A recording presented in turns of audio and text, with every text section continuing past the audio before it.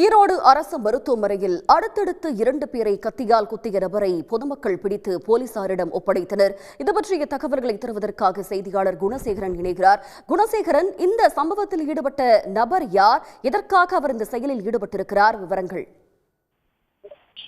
நிச்சயமாக ஈரோடு நகரில் இருவேறு இடங்களில் ஒரே நபர் முன்பின் தெரியாத 2 நபர்களை கத்தியால் குத்திய சம்பவம் என்பது ஒரு பரபரப்பை ஏற்படுத்தி இருக்கிறது. சேலம் மாவட்டத்தைச் சேர்ந்த கட்டுமான தொழிலாளி பெருமாள் ஈரோட்டில் தங்கி கட்டுமான வேலை செய்து வருகின்றார். அவர் உடல்நலம் பாதிக்கப்பட்டு இன்று அரசு மருத்துவமனைக்கு சிகிச்சைக்காக வந்துள்ளார். சிகிச்சை பெறுவதற்காக வந்த அவர் அரசு மருத்துவமனை வராண்டாவில் அமர்ந்திருந்த பொழுது அங்கு வந்த நபர் ஒருவர் திடீரென தான் கையில் வைத்திருந்த கத்தியால் அவரை பரமரியாக குத்திவிட்டு அங்கிருந்து தப்பி வெளியேறினார். இதில் பெருமாளுக்கு தோள்பட்டை மற்றும் வயிற்று பகுதிகளில் பலத்த காயமடைந்தது. ரத்த வெள்ளத்தில் அவர் துடித்த அவரை அரசு மருத்துவமனை ஊழியர்கள் உடனடியாக மீட்டு தீவிர சிகிச்சை பிரிவில் அனுமதித்தனர்.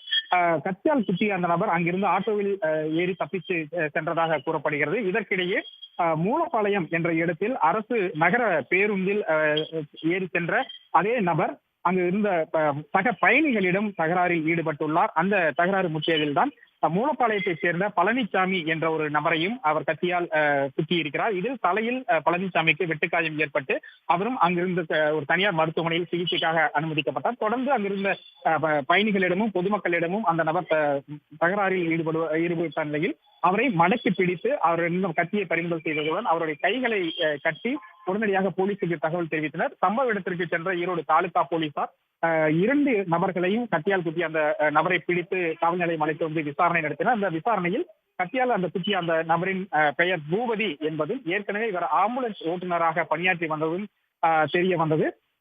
நேற்று அரசு மருத்துவமனையில் மதுபோதையில் வந்து இதே போன்று அங்கு இருக்கக்கூடிய காவலாளிகளிடம் தகராறில் ஈடுபட்ட பூபதி இன்று அதே காவலாளியை குத்துவதற்காக கத்தியுடன் இன்று வந்திருக்கின்றார். ஆனால் அந்த காவலாளி இன்று பணியில் இல்லாத ஒரு சூழலில் அங்கிருந்த ஒரு வேறொரு நோயாளி ஒருவரை குத்திவிட்டு அங்கிருந்து தப்பி செல்லும் பொழுதுதான் பேருந்திலும் மற்றொரு நபரையும் குத்தியது தெரிய வந்தது. மேலும் அந்த போலீசாரினுடைய விசாரணையில் கைது செய்யப்பட்டிருக்கக்கூடிய இந்த பூபதி மீது ஏற்கனவே வழிப்பறி வழக்குகள் ஒரு 5 வழக்குகள் நிலுவையில் இருப்பதும் தெரிய வந்திருக்கிறது. தொடர்ச்சியாக அந்த போலீசார் அவரிடம் விசாரணை நடத்தி வருகிறார். விசாரணைக்கு பிறகு அவரை கைது செய்வதற்கான நடவடிக்கைகளை போலீசார் மேற்கொண்டிருக்கிறார்கள். அடுத்தடுத்து 2 இடங்களில் ஒரே நபர் முன்பின் தெரியாத இருவரை கத்தியால் குத்தியிருக்கக்கூடிய இந்த சம்பவம் என்பது ஈரோட்டில் ஒரு பரபரப்பை ஏற்படுத்தி இருக்கிறது. தங்களுடைய விவரங்களுக்கு நன்றி குணசேகரன். உடனுக்குடன் செய்திகளை தெரிந்து கொள்ள சன் நியூஸ் பெல் ஐகானை கிளிக் பண்ணுங்க.